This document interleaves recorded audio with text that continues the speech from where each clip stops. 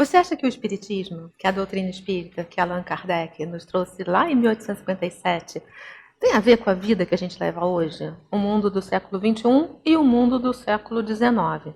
Aparentemente tão diferentes, mas na realidade, tudo que os espíritos nos deixou, todas as mensagens, tem tudo a ver com a vida que a gente leva hoje. E pode ser aplicado, não só pode, como deve, nas nossas orientações, nas nossas decisões, na nossa vida. É isso que a gente vai ver agora. Espiritismo hoje está começando.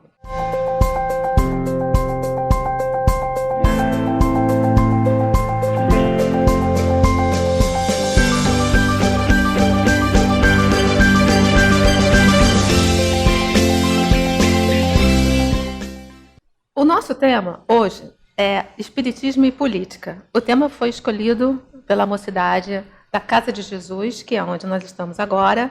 Nós temos dois entrevistados para esse tema, que é o Adolfo Tavares. Obrigada, Adolfo, pela tua presença aqui. E o Marcos Chandiel. Obrigada, Marcos. O Adolfo, ele é evangelizador. E o Marcos é palestrante espírita e é coordenador do grupo de estudos. A gente está aqui com três jovens, os três jovens que escolheram esse tema, que é a Juliana, o Diego e a Uriel. Obrigada por vocês estarem aqui. Os três têm 17 anos. Então, como eu disse, o nosso tema é Espiritismo e Política. Eu vou começar com uma... Aliás, eu vou citar duas passagens aqui para a gente dar o nosso ponto de partida. A primeira delas foi Jesus quem nos disse, isso está em Lucas. Jesus disse o seguinte: e quem governa, seja como quem serve. E a segunda está no Evangelho, e está no item, está no capítulo 13, o item é beneficência exclusiva. É uma pergunta que Kardec faz, que é a seguinte: a beneficência é bem entendida quando exclusivamente praticada entre as pessoas da mesma opinião, da mesma crença ou do mesmo partido? A resposta é a seguinte: não. É sobretudo o espírito de seita e de partido que é preciso abolir, porque todos os homens são irmãos. O verdadeiro cristão não vê senão irmãos nos semelhantes, e antes de socorrer aquele que está na necessidade, não consulta nem sua crença, nem sua opinião no que quer que seja. Seguiria ele o preceito de Jesus Cristo, que diz para amar mesmo os inimigos, se repelisse um infeliz por ter este uma outra fé que não a sua? Que o socorra, pois, se lhe pedir nenhuma conta de sua consciência. Porque se há um inimigo de religião, e aí eu acrescento, ou de partido, ou de ideologia, é o meio de fazer com que a ame. Repelindo-o, faria que ele a odiasse. Por que eu li quer dizer, a primeira é óbvio, né, que Jesus fala que e quem governa seja como quem serve, né? E essa questão aqui é porque a gente está vivendo num mundo tão dividido entre posições, entre opiniões, e eu achei importante a gente falar sobre como o Espiritismo pode nos ajudar a viver numa harmonia e a ter equilíbrio em meio a essa certa turbulência que a gente está vivendo. Eu vou começar perguntando para o Adolfo e para o Marcos como é que o Espiritismo pode nos ajudar nesse sentido e o que o Espiritismo tem a ver com política.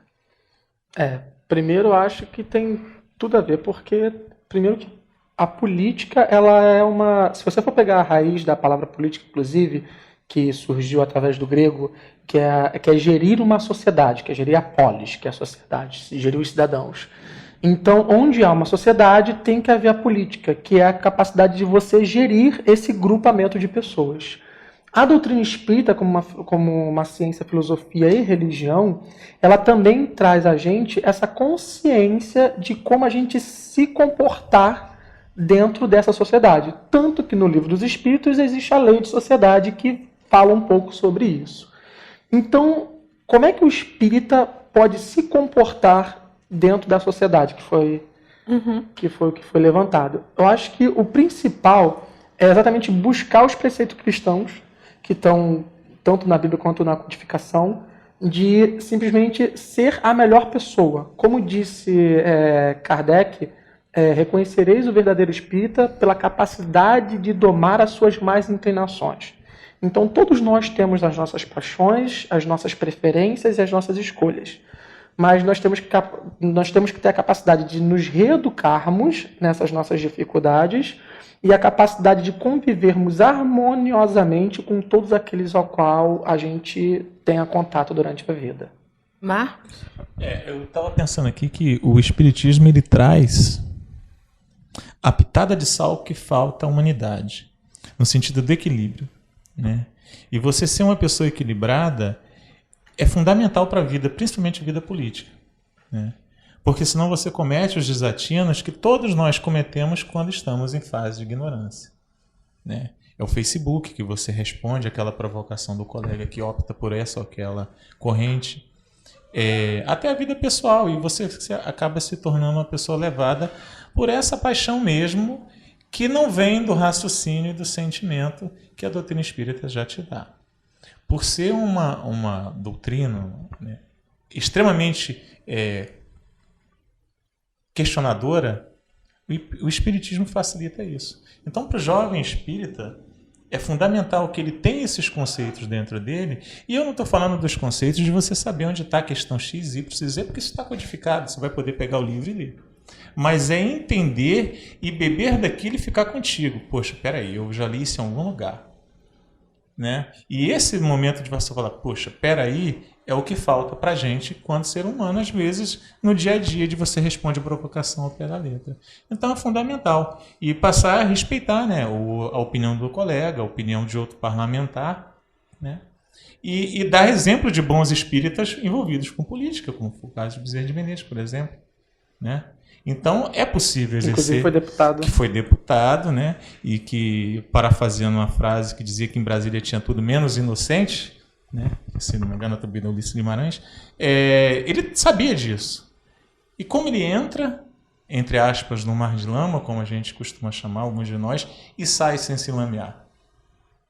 Através da doutrina espírita. É o equilíbrio, né? É o verdadeiro espírita. Não é o perfeito, mas se esforça.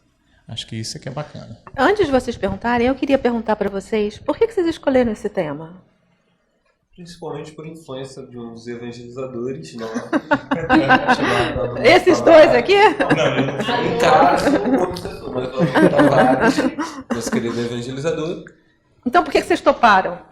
Porque eu, principalmente, achei muito interessante essa questão da política ser junto com o espiritismo. E como ela consegue não influenciar, mas como posso dizer, direcionar ela a um caminho que não seja tão tortuoso quanto ela seria. Principalmente dentro da política, que é algo bem falso. A política hoje em dia é realmente bem falso. Ele sempre foi, mas ela consegue direcionar as pessoas a um objetivo certo, um objetivo verdadeiramente cristão, que é você tentar gerir, como ele falou, tentar gerir aquela comunidade de pessoas.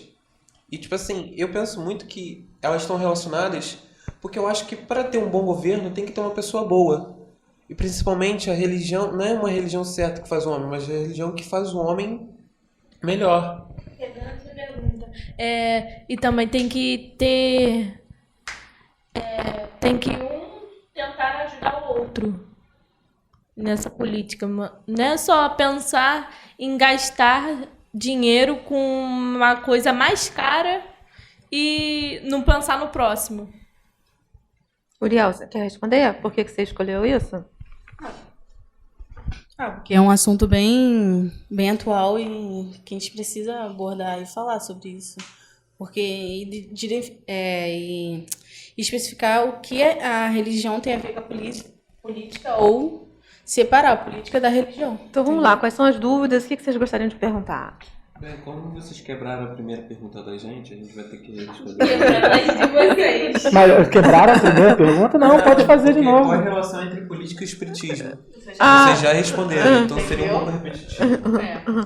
Em minha defesa, eu posso só fazer uma colocação sobre À quando falaram vontade. que eu influenciei os jovens, realmente pode ter acontecido, mas é porque quando surgiu a ideia desse projeto que a gente está executando no momento, os jovens estavam meio indecisos sobre o que falar. Aí eu falei, gente, pode falar sobre qualquer coisa, sobre, sei lá. Aí eu dei várias opções, inclusive política. Aí todo mundo, pô, bacana.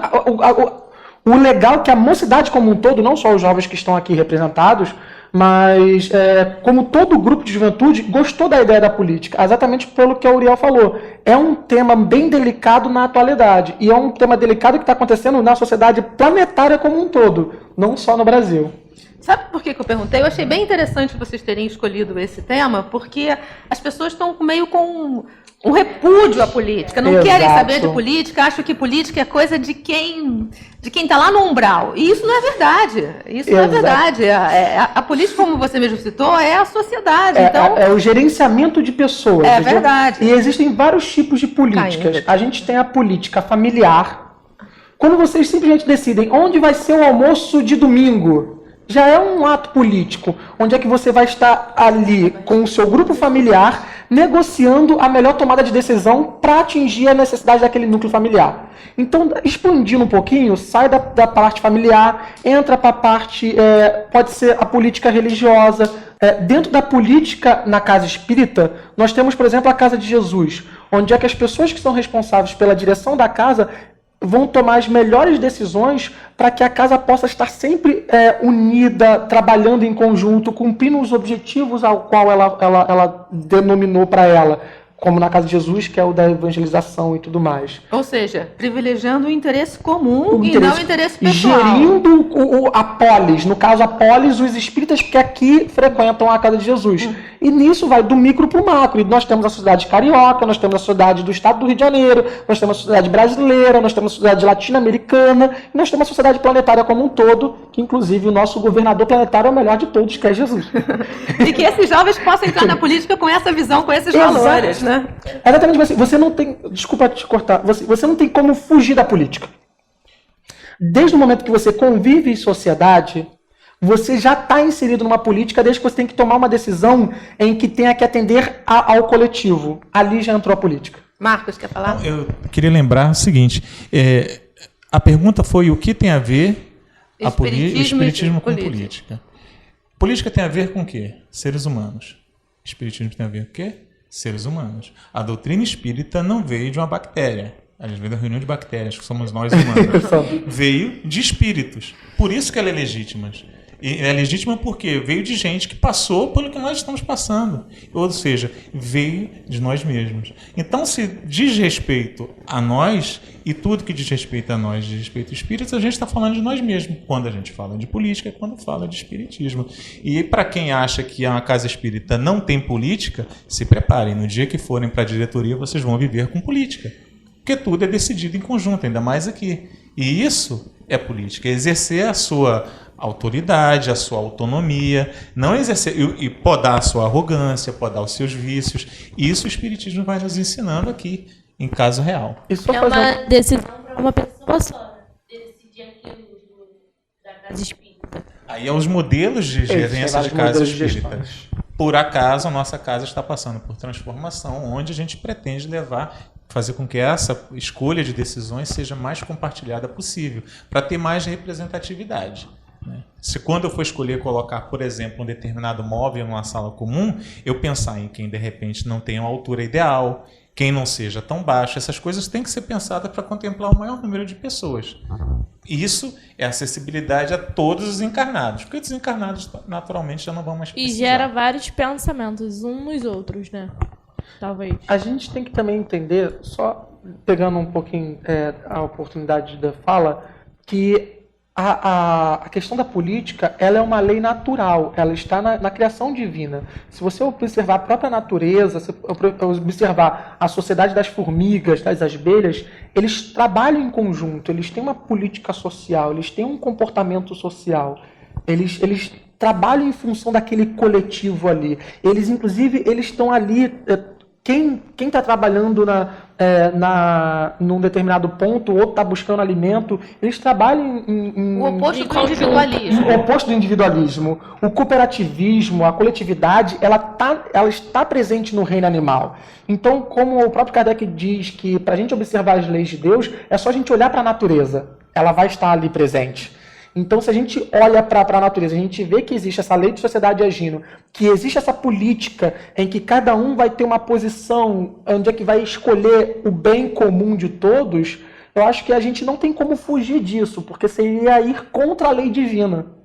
E como a gente está trabalhando a questão da doutrina espírita de ir a favor da lei divina para poder nos tornarmos pessoas melhores, se interessar um pouco pela política e interagir com ela de uma maneira com os princípios do espírita, eu acho que seria a melhor forma da gente conseguir transformar esse mundo de provas e expiações num mundo de regeneração e um mundo consequente. Se nós todos conseguissem entender como fosse o espiritismo, seria fácil, mas é muito difícil para uma pessoa entender a espiritualidade. Para isso a gente está aqui. Diego. Nada sem trabalho. Exatamente. Bem, continuando com as perguntas. Qual seria o dever do espírita em frente a uma situação sociopolítica, como a violência, abandono, educação, racismo, etc.? Ser espírita. Nada mais. Que venha a ser. Que venha a ser o quê? Tolerante, compreensível. Tolerante, mas não passivo. Não ser omisso. Nem complacente. E nem complacente. São coisas que você deve fazer, aquele ideal cristão perfeito. Ideal cristão perfeito. Porque é ideal. Você vai fazer até a medida das suas posses. Evidentemente, se você não tem condições de agir, você procura ajudar de outra forma possível. Uma delas qual é? A prece. Você passa por alguém, está numa situação de necessidade, você não tem como ajudar, será que pelo menos um bom dia? Perceber que ela está ali, envolvê-la num pensamento positivo e mais tarde numa prece. São coisas que você pode fazer. E aí a gente entende o mandamento, né, de orar por quem nos persegue. Porque orar por quem nos ajuda é muito fácil. A pessoa acabou de me dar um presente, eu vou abraçá-lo, vou fazer uma prece, estou agradecido. E aquele que quebrou a janela do meu carro, que furou meu pneu? Aquele lá resolve. Vocês têm que conversar para quem vai pagar o que quebrou. Pois é, o que nós vamos falar da área que a gente conhece um pouco mais. Nós temos as leis humanas que vão reger as relações sociais. Elas serão aplicadas. Só que elas serão aplicadas na medida da justiça. A pessoa, de repente, ela acabou com um bem teu. Simples, né? Passou por cima da sua bicicleta. Ela não quer pagar. Você vai deixar para lá? Sim, você pode deixar se essa bicicleta não te fizer falta alguma ou se essa pessoa não teve condições e foi acidente. Mas digamos que foi uma pessoa que reiteradamente faça isso. Ela não fez isso por querer, ela fez sem querer. Se ela fez sem querer, aí você já fez um julgamento de que ela fez sem querer, então devo desculpá-la. E você desculpa. Mas se for algo que precisa ser chamado à justiça, e aí é o interessante que nós seres humanos temos que pensar o seguinte: aonde para a justiça e onde começa a vingança? Vou tirar tudo dela. Por conta de quê? Uma bicicleta? Vai fazer vender o carro para te pagar uma bicicleta? Então são esses limites que o equilíbrio da doutrina espírita. A gente não deve fazer vingança com ninguém. A gente tem que assumir que fez de errado e tentar ajudar. Sobre essa pergunta, você tem algumas colocações na pergunta. Você faz a pergunta e depois você dá alguns exemplos. Você poderia só ler para mim de novo para poder fazer as colocações? Só para lembrar? Exato. Sobre... Desde o começo ou somente as colocações? Pode ser desde o começo. Qual seria o dever do espírita em frente a uma situação sociopolítica, como violência, abandono, educação, racismo e etc.? Certo. Então, vamos lá, voltando de novo para a codificação no Livro dos Espíritos. No Livro dos Espíritos tem uma resposta que é o que a gente chama aqui na Casa de Jesus do BIP, que é benevolência para com todos, indulgência para as imperfeições e perdão das ofensas. Então, essa pergunta, Kardec pergunta aos espíritos: como Jesus entendia a caridade? E vem essa resposta: benevolência para com todos, seja ele quem for, seja ela quem for. Se é preto, se é branco, se é pobre, se é rico, se é alto, se é baixo, se é magro, não importa quem seja. Seja benevolente, seja bom para com todos. O que a gente nem sempre consegue, porque nós temos nossos altos e baixos, somos seres imperfeitos, mas ok, estamos trabalhando nisso. Deixa eu pegar só a sua pergunta. Para ele ser caridoso com todas as pessoas que estão precisando da caridade divina dele? Calma. Caridoso você tem como ser diversas formas de ser caridoso. O Marcos mesmo citou um exemplo da prece, já um exemplo de caridade. De novo, voltando para a questão do Livro dos Espíritos, em que Kardec pergunta qual era o entendimento de Jesus de caridade e vem a questão do BIP, né? Então, tem a benevolência para com todos, que ser bom, como o Marcos falou, é dar um bom dia. É dar um bom dia para o motorista quando você entra no ônibus, dar boa noite para o seu familiar ou para alguém que passa na rua, que você vê que às vezes está cabisbaixo. É ser bom no modo geral. É tratar as pessoas bem, mesmo que você esteja num dia não muito legal. E a indulgência é a questão de você... Assim, nós temos que perceber que nós somos diferentes. A gente tem essa dificuldade de perceber. Nós somos imperfeitos também. Nós, às vezes, queremos... eu quero tanto que as pessoas me perdoem, quero tanto que as pessoas me entendam, mas a gente também não faz o trabalho oposto, né? E a gente tem que fazer o trabalho em conjunto, para ninguém ficar sacrificado. Deixa só ele terminar. Só terminar o raciocínio. Então, a indulgência, a gente tem que ter essa compreensão de que todos nós temos necessidades diferentes. E que essas nossas necessidades, elas têm que ser respeitadas desde que ela não vá contra ninguém. Então, assim, se eu tenho uma necessidade, um exemplo que eu gosto de citar, eu tenho uma necessidade de dar um tapa na sua cara.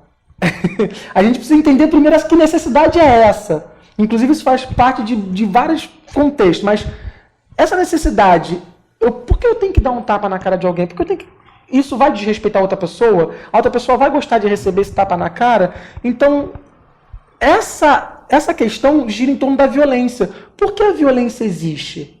Porque nós somos imperfeitos. Nós agimos muito mais por impulso, por paixão, querendo muito mais pelo nosso ego, pelo nosso orgulho, agir do que simplesmente pensar de uma forma coletiva.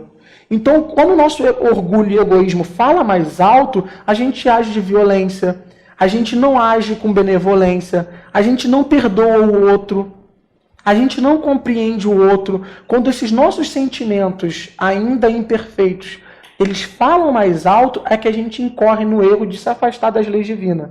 E esse que é o problema social que a gente está vivendo, da violência, do racismo, da economia, porque a gente pensa primeiro no eu, para depois pensar no nós. A partir do momento que a gente para pensar no eu primeiro, a gente está fazendo um trabalho que é contrário àquilo que Jesus nos ensinou.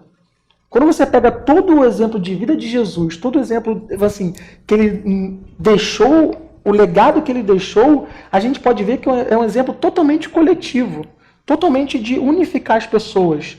Ele simplesmente, você pode pegar diversos exemplos, tanto da mulher adúltera, quando leva uma mulher para ele julgar. Então, ele escolhe simplesmente uma resposta para a situação que não condena, entendeu? E nem absolve, ele deixa simplesmente a responsabilidade de cada um sobre os seus próprios atos, inclusive para aquela mulher, para que ela responda, porque a gente pode ter a noção, tipo, mas a lei dos homens é falha. A lei dos homens é falha porque nós estamos num processo evolutivo. Nós somos um país que, teoricamente, já erradicamos a escravidão perante o campo das leis dos países. Porém, ainda é um comportamento que existe. Nós somos um país que temos apenas 500 anos de idade, a gente está ainda engatinhando. E nós somos uma sociedade humana que temos pouco tempo de evolução. Nós estamos nesse trabalho evolutivo. Mas erros hoje em dia que a gente comete, futuramente a gente não vai cometer. Porque nós estamos nessa cadeia evolutiva, nós temos que ter essa esperança, nós temos que ter essa positividade. E as próprias leis vieram evoluindo. As próprias leis vão evoluindo, a gente como sociedade vai evoluindo e a lei vai acompanhando. Então, realmente, quando você pergunta essa relação, como é que o espírita pode lidar com essa relação de violência, de racismo e tudo isso, não sendo racista, não sendo violento, não sendo homofóbico, respeitando as escolhas individuais. E eu acho que não se omitindo também, né? Não o que vocês acham disso? Exatamente. A omissão nesses casos. Essa é uma responsabilidade que nós temos. A gente precisa se posicionar, mas a gente tem que saber como se posicionar. A gente precisa se posicionar, mas a gente precisa saber como se posicionar. Pegando o exemplo de novo de Jesus com a mulher adúltera. Ele não se omitiu. Ele se posicionou. Mas ele se posicionou da maneira ponderada e correta. O que a gente nem sempre consegue. Deixa eu fazer uma colocação rápida. Quando você fala do preconceito, e aí a gente fala também da violência, etc. e tal, para o espírito é incabível isso. Porque se nós temos a noção de que nós somos construções de outros que já viemos, nós já fomos escravos, já fomos violentadores, já fomos violentadas. Já fomos. O que mais de bom que a gente já foi? já Já fomos- salvamos. Já fomos salvos, já matamos. matamos. Então, Já essa roubamos. benevolência, quando a gente tem esse olhar de saber que nós já passamos por aquela estrada, e se a gente pensa que hoje estou numa posição melhor, e esse dentro na nossa vaidade, pô, hoje eu me sinto um pouco melhor. Peraí, mas em algum momento alguém chegou para mim, quando eu estava naquela situação, e disse para mim, você tem E chance. a gente também já participou de várias guerras. Sem dúvida. Então, o nosso olhar de benevolência tem que ver que eu já fiz isso. Hoje eu não faço mais. Então, qual é o clique da história? Aquele gatilho. É dar a chance daquele que está fazendo algo errado, que nós julgamos errado, que ele veja que ele também pode ser alguém que vai fazer coisas diferentes. Então, não é o olhar condenatório, que também não é passar a mão na cabeça. Que ele possa também entender o motivo de tentar ajudar. Exatamente. Porque esse de jogar a pessoa no mar de lama, esse não tem jeito. Né? Vocês que são jovens de mocidade, fulano é uma peste, se não presta. Às vezes aquele mais perturbado vai ser o melhor orador, vai ser a pessoa mais comprometida com o trabalho. Porque é assim, isso é uma energia mal baratada que ele não sabe como lidar. E depois que ele tiver uma responsabilidade, começar a sentir o gosto da produtividade como ser, ele vai encontrar o caminho dele. Isso acontece, ou você acha que a pessoa mais responsável do mundo foi esse anjo a vida inteira? É muito difícil. Ninguém está aqui sem dívida. Isso o Espiritismo ensina. Se a gente pisou aqui, ou veio em missão ou veio pagando. E em missão são muitos poucos. Então a gente está pagando. Uriel, quer fazer uma pergunta? Não? Deixa eu falar de algo. O pessoal tá rindo de mim. É Deixa eu porque... falar de algo. Não, porque o exemplo que o Marcos está falando Você era perturbadinho. Eu acho que as pessoas que estão presentes, que me conhecem, assim, eu tenho atualmente, assim, eu tenho uma personalidade atual bem diferente de como eu era na infância. Então, eu era uma pessoa, assim, não muito cristã na minha infância. E realmente é exatamente isso. Mas esse olhar dentro dessa encarnação, a gente realmente, existem espíritos que têm uma dificuldade de entender essa questão do respeito, do amor ao próximo. Elas têm dificuldade. Nós temos dificuldade também. E ter a compreensão de que todos nós vamos evoluir, só que para isso nós temos que nos ajudarmos, que é o principal foco do que o Marcos estava falando, nós temos que trabalhar em conjunto. Entendeu? Nós temos que, se eu sei mais, eu tenho que ajudar quem sabe menos. E assim a gente vai trocando, porque é através dessa troca que a gente vai crescer junto. Aliás, é o que os espíritos respondem a Kardec, quando ele pergunta qual é o objetivo da encarnação, né? Nós progredimos no convívio. No convívio, está na lei de sociedade, que inclusive é o que está atrelado a esse tema sobre política e espiritismo. Sem dúvida. A gente foi criado para viver em sociedade. E a gente vive em sociedade para a gente se ajudar. A gente está aqui para se ajudar. E eu sei que a gente vai pensar diferente, a gente vai gostar de coisas diferentes, e isso é bom. A gente tem que gostar de coisas diferentes, sim. Se a gente gostasse sempre da mesma coisa, a gente não ia aprender a lidar com a diferença. Nós somos individualidades que variam ao infinito. Então nós temos preferências desde comida, música, a arte, a tudo, de forma bem singular. E a gente tem que aprender a conviver com essa diferença, voltando ao que eu estava falando. Desde que essa diferença não seja nociva a alguma pessoa. Então se os meus prazeres, se aquilo que me apraz, se aquilo que eu gosto, de modo geral, não causa mal-estar ao outro, ou qualquer coisa do tipo, aí sim está condizente à lei divina. Se a partir do momento que aquilo que eu gosto, o meu véu ideológico, político, seja o que for, ele serve para poder maltratar o outro de alguma forma, diretamente ou indiretamente, aí a gente já tem que repensar o que está acontecendo. Porque aí sim a gente está indo contra a lei de Deus e que Jesus nos trouxe há 2000 anos atrás e a gente não pode esquecer.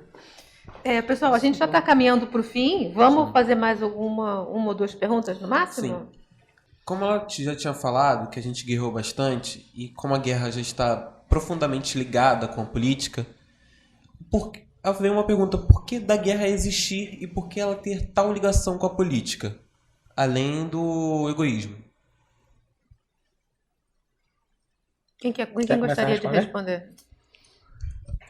Bom, você pergunta por que ela está tão ligada com a política. Primeiro que a política está em tudo. A gente já começou, né, a nossa conversa falando sobre isso. E a guerra se dá por muitos fatores. Um deles vem sempre sendo que a minha vontade sobre a vontade alheia. É o meu querer. E tanto que as guerras elas começam, né, de uma forma quase que inexplicáveis, com aqueles movimentos, com as vontades sociais que são incutidas por determinadas pessoas, que são levadas, outras. Começa com um grupo, e com um grupo vai vivendo o outro grupo. Daqui a pouco a nação inteira está vivendo sobre aquela mesma filosofia ou aquela mesma vontade. E daí o que acontece? Você acaba sendo dominado por um desejo que é levado para todos os outros. A questão magnética, de ascendência magnética de quem vai... Poder. De poder. E isso é muito perigoso porque a gente às vezes quer coisas que poderiam ser resolvidas no campo da diplomacia. Mas o que é No melhor, campo do você comércio. falar com alguém ou subjugá-lo? Aí É que um tá. pensamento egoísta. O melhor seria falar com alguém. Não, de forma alguma. Não, tô brincando. Mas o subjugar, às vezes, é aquilo que me atende de imediato. Eu não estou pensando na consequência. Porque a gente vai pensar o seguinte, faremos uma guerra. Geralmente as guerras são iniciadas em gabinetes. Não é na ponta da lança. Se você perguntar ao soldado lá na ponta, dificilmente ele vai falar que é ir para a guerra. Ele treina todo ano. Mas Porque a ele não guerra é queria, não quer. dolorosa. Existe vencedor numa guerra? Não. Não existe. Nós, espíritas, sabemos que não se vence guerra. Toda guerra é perdida. Mas é que tá. Por que nós entendemos isso? Porque aquela mãe que hoje chora a falta de um filho que eu vitimei, amanhã pode estar na minha família ou vice-versa. Porque existe um desequilíbrio de lei divina que vai ser equilibrado por uma lei divina. E geralmente é a lei do amor que vem fazendo isso. Então, se não houver essa compreensão da necessidade de uma nação alheia e trazer isso para o ponto da conversa, da lógica e do equilíbrio, a humanidade se extingue. E não foi isso, para isso que a humanidade foi criada. Pelo seu negócio que você falou, a gente tem que aprender a perder, não a só ganhar na guerra. Mas é que tá, perde. A pergunta é, a gente não perde. Se a gente tiver consciência de que existe, que essa bagunça social toda que existe, vamos falar do nosso país, existe um governador deste planeta, a gente não está largado. E isso tudo está servindo o quê? De prova para alguns, expiação para outros, missão para outros tantos. E aí a gente tem que saber qual é o nosso papel nesse teatro. Falando de teatro, uns são atores, outros ficam no camarim. Então nós temos função nisso aí. E qual é a nossa função como espírita? Ajudar. Ajudar sempre. Fazer aquele bip, né? Ser benevolente. Tentar fazer naquele pedacinho que a gente está o melhor possível. Falar sobre isso porque eu sou uma pessoa que atualmente eu tenho uma filosofia que eu busco lutar muito em mim, a questão do pacifismo. Eu já fui uma pessoa muito violenta, por isso que quando os jovens falaram naquele momento assim, eu fui um jovem muito conturbado, inclusive já fiz parte de torcida organizada, então eu sei como é esse instinto de violência, eu sei como é que é essa vontade de, tipo assim, você está lá no meio da confusão e você quer simplesmente impor sobre o outro uma ideologia que você tem. E quando você pega essas questões, esses conflitos, eles acontecem exatamente pela questão do orgulho e egoísmo. Volta para a raiz de todos os problemas. Volta para a raiz de todos os problemas que é o orgulho e o egoísmo. A gente entra em conflito ao ponto de ir para a guerra como simplesmente o nosso orgulho, o nosso egoísmo, ele quer colocar o que a gente acredita acima de qualquer coisa e de todo mundo. A gente tem um grande exemplo de Jesus, que é o nosso maior exemplo que já existiu, eu bato nessa tecla sempre, porque foi um tipo de pessoa que tinha a capacidade e o poder de entrar em guerra com o Estado romano na época. Ele tinha essa capacidade, mas ele preferiu não fazer isso porque ele sabia que isso não era o correto. Ele assim, ele não se omitiu, pelo contrário, ele o tempo inteiro se colocava, ele defendia os seus ideais, ele criticava a sociedade a qual ele estava inserido. Ele não só criticava, como ele criticava dando sugestões através dos seus ensinamentos de como melhor viver ali em sociedade. E, inclusive, ele lutou e morreu pelo que ele acreditava sem ter que causar nenhum mal. E quando um dos seus discípulos ousou levantar a espada para defender o que ele acreditava, Jesus virou, que foi Pedro, Jesus virou e falou: Pedro, quem mata pela espada, morre pela espada. Porque nós sabemos que somente o amor cobre multidão de pecados. Se alguma coisa está errada, porque vamos pegar o raciocínio da violência. Se eu utilizo a violência para dizer que a sua violência está errado, eu não sou contra a violência. Eu sou contra a violência no seu conceito, mas no meu conceito está certo. Então, se nós somos contra a violência, nós temos que ser contra a violência no modo geral. Porque eu não posso ser contra a violência utilizando de violência. Porque eu estou sendo hipócrita, estou sendo incoerente. Eu tenho que ser o exemplo daquilo que eu acredito. Então, a partir do momento que eu acredito na paz, eu tenho que viver a paz, eu tenho que praticar a paz. E eu posso falar para vocês como uma pessoa que já teve a violência em si, que ainda tem, e que ainda está num processo contínuo de reeducação. O desejo de levantar, dar uma cadeirada, de sair na mão, é muito forte. É muito forte. Mas a gente tem que ter esse trabalho de buscar a paz, de simplesmente defender o ponto de vista e ter fé. A gente tem que ter fé na justiça divina, tem que ter fé na reencarnação. E se por um acaso eu vier a desencarnar por defender de forma pacífica aquilo que eu acredito, bacana, eu confio em Deus, Deus é soberanamente justo e bom. Então, se isso for o melhor para mim, ok, vou aceitar e vou defender aquilo, não vou calar. Quem me conhece sabe que eu não me calo mesmo, mas fazer isso de uma forma pacífica. O espírita, ele tem que trazer a questão do pacifismo para a sua filosofia de vida. E quando eu entendi isso, foi uma explosão na minha cabeça, tipo assim, caraca, eu estou querendo usar da violência para dizer que a violência está errado. Já sei, eu estou sendo incoerente, eu não posso. Entendeu? Eu tenho que buscar o contrário. Qual é o contrário da violência? É o pacifismo? Beleza, então eu vou ser pacífico para tentar mostrar que a violência está errada. E eu posso dizer muito, o ganho é absurdo.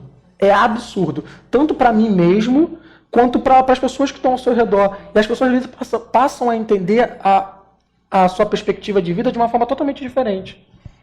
E para finalizar, eu vou repetir a frase que eu abri, que Jesus disse: e quem governa, seja como quem serve. Pessoal, o tema é instigante, Desculpa, mas a gente tem que terminar agora. A gente falou muito.